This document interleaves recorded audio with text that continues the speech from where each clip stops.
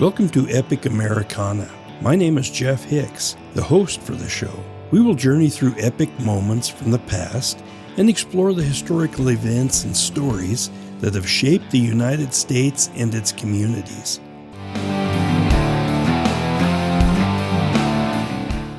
Glad to have Chantz Potter on the show today. The theme for today's show is interesting and cool professions. For the next few shows, we will be highlighting some jobs that are not only intriguing, but are not your everyday 9-to-5 type careers. I've known Chantz for a long time, and I've always been impressed with his ability to do just about anything. I invited Chantz to talk about his career as an underground miner. Welcome to the show, Chantz.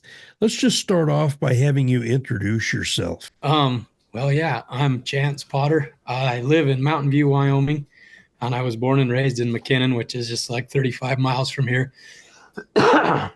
Excuse me, on the family ranch, and grew up doing that. And that's kind of all I ever really wanted to do.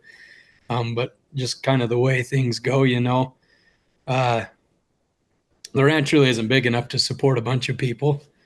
And so when we were growing up, Dad kind of encouraged us to learn to do things. And, the ranch was always important to us. But along with that, everybody that worked on the ranch worked outside jobs too. So like Dad, he's done a little bit of everything. He's welding now. Grandpa was a mechanic. Uncle David was a mechanic.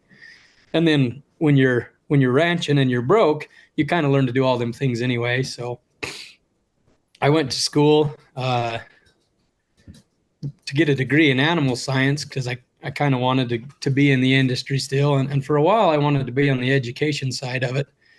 And then as I got to the point in my schooling where we started visiting with administrators and kind of learning about what education looks like now, it scared me away a little bit. So when I finished school, I went to school in Casper, Wyoming. And about the time I finished, I met my wife and we got married, and the school bought a farm and needed somebody to run it. So I stuck around and ran the farm for a while, for almost 3 years. And that included kind of everything I grew up doing, putting up hay and taking care of animals, and then some mechanic work and welding and stuff. And then I had an opportunity to move closer to home and come play cowboy for a couple of years. And so we took that opportunity, and man, it was a dream. It was all I ever wanted to do, but there's just not a lot of money in it. And eventually it kind of got to the point where the bills and the banker were like, okay, it's time to grow up, Peter Pan. You got to get a real job, Right. And so I was fortunate that here in the community, the local telecom business, Union Telephone, was hiring. So I went to work for them for a couple of years, running a shovel and a dozer and climbing cell towers from time to time. And then we just kind of wanted to stay in the area. And as I looked around at the jobs in the area, all the money was either in the oil field or at the mines. And Dad's been in and out of the oil field most of his career, at least since I've been out of the house, and he kind of told us that it's a good job, but it's unpredictable. And the mines, the mines, what we mine out here is trona. And so it's not like coal or even silver or some of them others that fluctuates a lot. There's a pretty steady demand for our product. And so they're pretty good jobs. And so I applied. Actually, I had a good friend and neighbor that was working out there that put in a referral for me, and I ended up getting a job. And I was upstairs in they call it site utility. And basically you're just pushing a broom and cleaning up after everybody. And it was a good gig, but it wasn't really what I wanted. And after 2 years of that, I had an opportunity to go underground into the mine, a bit into a maintenance job. And kind of the premise of it was they're looking for guys with training or schooling, but there's just a test. And if you can pass the test, then they'll work with you. And I guess the way I was raised, with Dad being a welder and Grandpa and Uncle David being a mechanic. And I was able to pass the maintenance test, and I've been doing that for almost 3 years now. And so I'm underground in the maintenance department. And it pretty good is if a guy's got to have one, it's a pretty good one. I tease people at work all the time when they get whining that none of us have ever been paid so much to do so little. But there's some difficult tasks involved. But the nice thing about that kind of work, opposed to ranching or whatever, is at the end of the day, at the end of your 12 hours, it's somebody else's problem. for 12 hours. It doesn't follow you home. You don't got to worry about what it's going to be the next morning. You kind of just clock in, do your thing, and clock out. And that was different than any job I'd ever had before. So I really enjoy that part of it, being able to just come home and leave that out there and just enjoy my kids. And hopefully my living will provide me maybe with enough someday to do the farm and ranch thing on the side a little bit. We got a little bit of ground and we raise some chickens and have a few horses and hope to kind of scale that up over the coming years, but we'll see how it goes. So, Chantz, are you working out of, you live in McKinnon then, right now? And I live in Mountain View now. Mountain View. Okay, Yeah. So yeah. I lived in McKinnon for a lot of that time. 3 years ago, we were renting from a neighbor in McKinnon. And 3 years ago, our rent situation kind of changed. They were ready to do something different. And there wasn't really a lot of places to, to rent in McKinnon. And so we started looking around in Mountain View. And we kind of found that you could buy a house almost as cheap as you could rent, or really cheaper. And so we ended up buying a home here. And it was a change, because we've been in McKinnon or Lone Tree pretty much most of our life. But there's a lot I enjoy about it. I'm far enough out of town. I've got my space. We have an acre here, and we've got great neighbors. But we're close enough that I'm a little closer to work and the kids to school and everything. So it hasn't been as bad as I thought I would, and I could probably admit that I even kind of enjoy it. Yeah. Now that Trona mine is in between the Bridger Valley there and Rock Springs. Is that correct?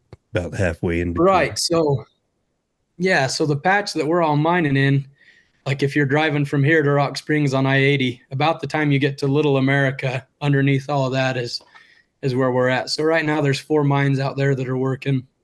I'm one of them on the south side of the interstate, and then the other 3 are on the north side of the interstate. My brothers and some of my cousins work out there at those. So, So describe how your normal day goes when you get to work. so yeah. So for me, it kind of just depends on what's going on right now. Has been a little different because we got a longwall move coming up. So the seam we mine is anywhere from 10 to 12 feet thick, depending on.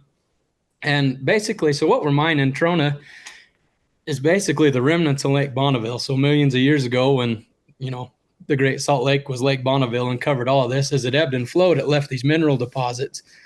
And it's golly, let me see if I can remember this. It's sodium sesquicarbonate is the mineral that we're mining. It's kind of like salt, and it gets refined into basically baking soda or sodium bicarb, and it's used in all sorts of things. Our biggest customers make glass. It's used in a lot of glass, but it's actually like whatever the organization is called that tracks kind of the growth of third world countries. Their consumption of soda ash or sodium bicarbonate is one of the key indicators they track to determine whether or not the country is developing, because it's used in a lot of industry. But the seam we mine is 1,800, or let me get this right, 1,600 feet down. The seam like the mine that my brother's at, the seam they mine is at 800, and there's beds everywhere in between. And so they talk about the lifespan of the mine. And so the bed we're in right now, they call bed 17, and they say the lifespan of our permit is another 70 years. But the reality of it is they could go up a couple hundred feet or down a couple hundred feet and keep doing what we're doing. And our mine is a mechanical mine. There's some solution mining going on, and there's going to be more of that going, where they just bore a hole in the ground and pump solution down, dissolve the mineral, and pump it back out. And honestly, that's probably the direction all this is headed. But in our mine, we still mine mechanical tons with equipments, with bore miners and a long wall. And that's what we're involved in right now. We're getting ready to move our long wall. So traditionally, like a lot of the other one of the other mines has a long wall like us, and the other 2 mines just use either continuous miners or bore miners. And basically they're just big tunneling equipment that go in and dig the rock out. And there's a formula that engineers or somebody way smarter than me figures out for how far apart they can space those tunnels, and they have to leave pillars kind of in between to support the ground above.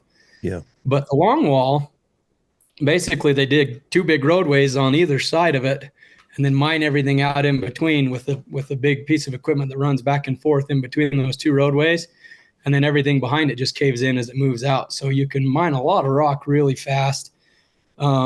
It's it's pretty efficient. It's our money maker out there. Kind of everything we do right now supports getting ready for that long wall to cut to be moved to the next panel.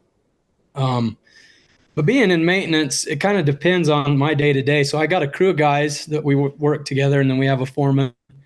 And two of the guys on the crew are lubers. Their only job is basically to go in and maintain equipment as far as greasing, changing oil, checking fluid levels. There's one that works on the day shift and one that works on the graveyard shift, and they alternate. Then there's two guys that are the rovers, one on day shift and one on graveyard shift. And your job is basically to put out fires. If it's something that, like if a running panel calls and they say, hey, we're broke, if it's something that you can fix in a couple hours and get them going again, that's your job. If it's a catastrophic breakdown, then a lot of times the whole crew goes in, or the crew running in that panel moves to another panel. And on our crew, that position rotates. So I think once every 4 or 5 sets, I work a set of graveyards as the rover. I actually really enjoy that because I have my own tools and welder that nobody else messes with, and I go do my thing. The rest of the time, our crew does what we call it downshift, and basically we work on bigger projects. Our project lately has been getting this long wall ready to go again. So the one that's in the face now cutting, we have a bunch of extra equipment that when it's done cutting in this face, we'll be able to move it out, put it in the other equipment and send it on its way. And then the equipment that's in that face now we'll pull out and start to rebuild. And so we send some of it out to different companies to rebuild, and then a lot of it we do ourselves, rebuilding gearboxes, replacing bearings, rewelding stuff, hard facing. And really, I enjoy it because there's a lot of variety. The production crews, their job, and some guys really love it, but basically they go in and they do the same thing every day. They're either running a shuttle car or a miner or a bolter every day for 12 hours a day. And I teased some of them guys that we have to work on that equipment. And I said, man, I had to get in a shuttle car the other day just to move it, and I was ready to go lay underneath it, So but I came from running equipment, and I worked for Union, and I knew I didn't want to do that anymore. So for me, when I went underground, maintenance was kind of the only logical move. I knew it was something I was interested in, and I knew there was some variety there. And it's treated me good so far. It provides a decent living, and I enjoy it for the most part. So one of the questions that people always have when they hear of underground mining is, well, how do the workers stay safe, and how does the air get pumped in, and all those types of things? And modern day mining is quite efficient, but maybe you could speak to that a little bit so people would understand that. Right. So it is pretty efficient, and we're pretty heavily government regulated. MSHA kind of governs everything we can and cannot do. And then they have their own stipulations set out for requirements for safety. And then our parent company as well has kind of their own rules that they can impose maybe above and beyond that. The biggest risk, honestly, is ventilation. I know a lot of people think about getting caved in on and stuff, but the biggest risk is ventilation. So our particular mine, because the ore we're mining is in between seams of shale, there's a lot of gas. Our mine actually, they say, and I don't know because I don't know everybody else's numbers, but they say our mine is the gassiest mine in the country, and we liberate 9 million cubic feet of methane a day. So that's the biggest risk for us, obviously, is keeping that ventilated, because if an ignition happens, it can cause significant problems. And then outside of that, I'd be lying to you if I told you the exact number, but I know we got somewhere near 17 square miles of real estate mined out down there. Yeah. And so keeping fresh air to all of that can be a challenge. Our mine ventilates with a pressure differential. So basically working on the theory that air moves from high pressure to low pressure, right? Yeah. And so we have shafts. We have 5 of them at our mine. I think 3 are intake and 2 are, no, that's not, 2 are intake and 3 are exhausting. And we have fans on those exhaust shafts that are pulling the air and creating that pressure differential. And then you get some of the natural pressure differential just from the temperature change. That's the one thing that my brothers and I would tell everybody. My dad makes fun of us because we've gotten soft because we work in an environment that's somewhere between 68 and 75 degrees year round. Yeah. And so then we come out and it's wintertime and it's cold, and then you, like, working a double sounds pretty good because it's warm down there. But that's probably the biggest challenge, is keeping all that ventilated. And they do a lot of that with stoppings and regulators and other ventilation controls. And it's interesting because the air kind of just moves like water. It's like irrigating a field, right? You don't want it to go there. You dam it off. You want more to go the other way. You make a bigger opening. And that's, about the simplest way I can explain it. Then there's other risks maybe with roof falls and stuff. But anywhere we mine, there's a certain number that they're allowed to mine so far, then they have to back out and bolt. So what they're doing is and every mine's different. They have a bolt plan depending on where you're at. It has to be X amount of bolts for so many feet. And they go in and basically you're drilling a hole and putting a big rebar bolt. Some of them are as long as 14 feet long. And you're holding that seam to the rock above it. So the trona is stronger than the shale above it. And so the idea is that if you leave enough of that trona in the roof to support it, then you bolt that to the rock above it, and it kind of supports any of that. And then, we spend a lot of time just keeping an eye on it. If things look flaky, we go in and bar it down on purpose so that, you're there and see it when it falls. But honestly, I worked upstairs in the plant for a while, and the plants are fascinating. There's so much going on there. But and everybody's different. I almost feel more comfortable underground than I did upstairs in the plant, because underground you're aware of the hazards and it's kind of on your mind, and you're watching the roof. You're watching, we all wear a spotter that monitors the gas. You're watching that. And as long as you kind of keep those two things, in the forefront of your mind and make sure they stay within the parameters of our regulation, it's not bad. Upstairs in the plant, there were huge vessels full of steam and all sorts of stuff going on, and it was hard to keep track of. I know it's different for everybody, but I actually feel a lot more comfortable in the mine than I do and then I did upstairs in the plant, just with all that stuff going on. Yeah. The one thing I've noticed, and I've worked with great people in both places, and I tell people this, there was a lot of people I really enjoyed working with on the surface, but in the mine, just the camaraderie is really different. And even guys that maybe don't really care for one another will still look out for one another. There's kind of that brotherhood. And sometimes, upstairs, it's almost the opposite. Even guys that get along are still, well, it's better him than me. Where's the bus? Let's toss him under it, Right. And so I feel like the environment underground, and I think my brothers told me this when I went down, and I think they feel the same way, is that it's a lot more of a brotherhood, a lot more, you feel safer because everybody's looking out for you, Yeah. And we find that a lot of guys, I got a couple on my crew, and I've worked with others doing mine rescue and stuff. A lot of veterans really end up in the mine because they say that they find the same camaraderie they had when they were in the service, Yeah. And man, I work with some great people, a pretty colorful bunch. Yeah. But I'd trust every one of them with my life, and No, I haven't always been able to say that about my coworkers. absolutely. If you're looking at or describing the demographics, are most of the workers there at that mine from around the valley there in Wyoming, or are they coming in from different areas of the country? It's kind of a mix. So, like, just on my crew, for instance, there's a couple of us that are here from the valley. Mm-hmm. There's one guy from Oregon, a guy from Mexico, a lot of guys from Colorado, and then some guys from Price. We end up with a lot of guys that are leaving the coal mines as government policy and whatever else kind of changes that deal. Uh-huh. We get a lot of guys that are leaving the coal mines. So we get a lot of guys from Colorado and Price and that area, some guys from Nevada.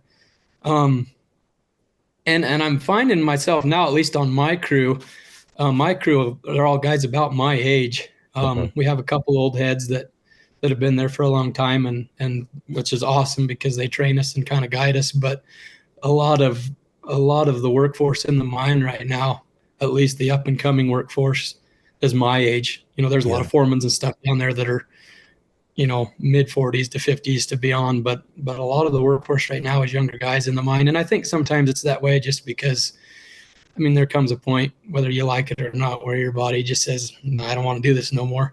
Yeah. And it seems like they make their transition upstairs to the plant or to do something else or whatever, or they're a foreman, and by then they kind of delegate some of that labor. Yeah. But then again, there are some guys out there, that are old guys. We've got one on our crew that's hi golly, I think he turned 58 this year, Uh-huh. and he can work right along with the rest of us. Tough, Yeah. tough guys. But So I don't know. if somebody was interested in getting into trona mining and wanted to come to work, what kind of skills would they need to have? What's a good resume for a miner in that setting? Honestly, work ethic I think is more important. It's funny because I work with guys down there that are doing what I do, that have degrees in engineering, and decided that they made better money being a mechanic in a mine. And then I work with guys who were scooping ice cream before they got a job out there. Yeah. Um, the hiring process is interesting because um, it's a local mine, but it's governed by a multinational organization based out of Belgium. Yeah. And so sometimes, and I don't know how to say this really without sounding like an ass, but sometimes just because of the criteria they impose on the resumes, Yeah. you get people hired out there that really look good on paper that aren't worth shooting, and then you get a lot of good, hard-working guys that maybe don't have the resume padded up that get overlooked. But I'd say, like, if a guy wanted a job out there, really, if you've got some experience on your resume doing any kind of construction or manual labor, and you've got a degree, Yeah. even if it's just a high school diploma, but they like to see something beyond that. And um, then if you show some sort of desire to kind of learn and grow, there are opportunities within the company that they'll send certain people to school for certain things if they have an interest into it. But like a lot of the guys that I got hired on with a group of three other guys. And of the four of us, one of them was fresh out of the Navy. And that obviously looks really good on a resume. So, Yeah. and then the other one had worked at a mine out in Kimmer, and the other one had been working for GBI, which is a pipeline company, doing, he was a welder's helper and stuff. Yeah. So they like to see stuff like that. But like I said, I've seen guys get hired on out there that were scooping ice cream before, and sometimes it is who you know. Yeah. Um, but then once you're hired on, everybody that gets hired on just as a regular off the street hire goes into that surface utility pool I was telling you about, and you get the opportunity to push a broom or whatever you want. But that's kind of, they almost use it as kind of a proving ground, where if guys want to learn and grow, they kind of watch them and let them, and they kind of separate the sheep from the goats a little bit there. Yeah. And there's the guys that are running that are good guys, and they kind of, I think, guide you along a little bit. Yeah.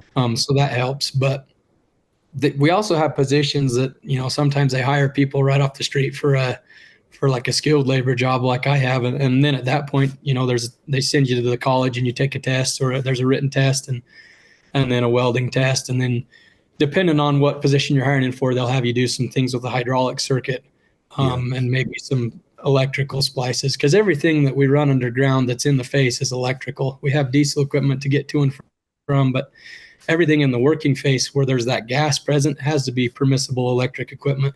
Yeah. So there's a lot of that going on. So one of the questions that always comes up, um, and it's kind of at least it's, in the circles that I'm around, it's kind of well known that miners make pretty good money. In the mine that you work in, is that the case? I mean, um, Yeah, do you yeah. make a good living? We make pretty good living. The last couple of years, it's maybe felt like we haven't just because of inflation and everything else. But Yeah.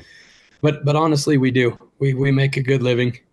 And depending on the guys, you can do a lot with it, or you can there's guys out there that have worked out there and kind of done what I'm hoping to do, to work out there for a couple of years or however many years it requires, and save up enough to buy a little ground and do my own thing. And then there's guys that are making that good money that are on their third house and fourth marriage and have Yeah. boats and cars and all this stuff, and will work there until they keel over dead because, three different women have half their retirement and Yeah. child support and whatever. So Right. it's kind of the golden handcuffs, and that's what they joke about it. A lot of guys find themselves making that kind of money, and then, through debt and other life decisions, find themselves, where it's they have to, they can't leave. It's almost like the Hotel California a little Yeah. bit, such a Yep. lovely place, but you can never leave. Yeah. Right. But it's a really good job, really good benefits, and that goes for a lot. Good retirement. I tell people all the time, is it my dream job? No, but I'm super grateful to have it. I mean, if I could be out doing the cow thing, I would. Yeah. But to live here in this area and make this kind of money, it's good. I mean, I'm not Yeah. rich by any means, but my family's taken care of, and I can blow a little money on dirt bikes or horses from time to time. So it really is a good job. Yeah. I would never say otherwise. Well, as we were talking about earlier, mining has been in our family line for 3 or 4 generations, and it's been a big deal. And my dad grew up in the mining camps in Idaho and Montana, and they went down to Arizona for a while. But Dad had a lot of fun stories about growing up in those mining camps. And his dad, my grandfather, so Grandpa Harry would be your great grandfather, Right. was the first miner, the first official miner in the cobalt mine up there, or the Blackbird mine up in Cobalt in Idaho, central Idaho. So my dad grew up there and lived in Cobalt for a little while. And he said one of the things that he noticed was the camaraderie of those miners. They were a tough bunch, and they would fight a lot on the weekends, and then they were buddies during the weekday when they were working in their mine. But that was one of the things that he commented on was these guys love each other, but they're tough. And they'll go drink on the weekends, get in fights, and then go back to work on Monday. Yeah. But it's fun to kind of the human side of those types of areas where you work, and it it just is interesting, and I find it fascinating to look at the social aspects of a mining Oh yeah. community or a large group of miners. Absolutely. I really enjoyed that part of it. I wouldn't say I'm a social being, but I enjoy people. And it's probably like Grandpa described it. The guys I work with every day, on my crew and on other crews that I associate with, uh, they become like family, and you spend that much time down there together and in the dark, and you get to know a lot about one another. And then if something's going on at home, you know about it and they know about it. Yeah. And it's kind of it's a support group for sure, but there isn't anybody in the world I've ever worked with that will bust your chops faster either. Yeah. And I enjoy that. That's kind of how I grew up with my dad and brothers, and you the same.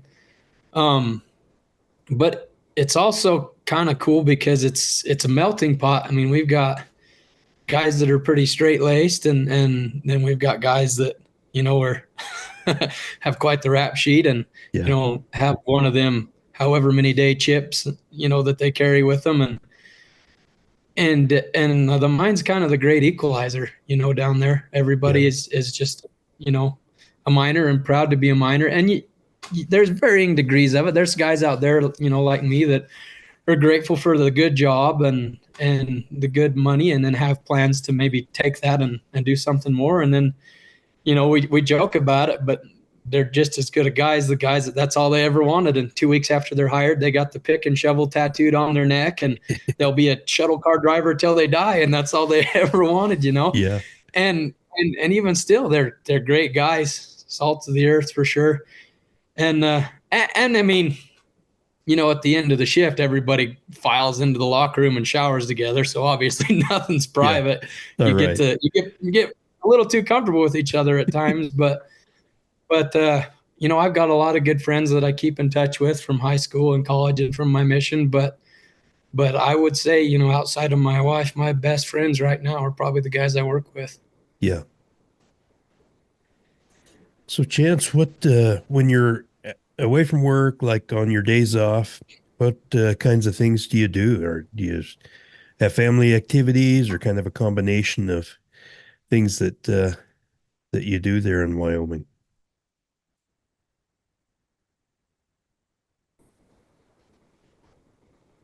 I lost you. You back? I think so. I can hear you. You're not moving, but I can hear you.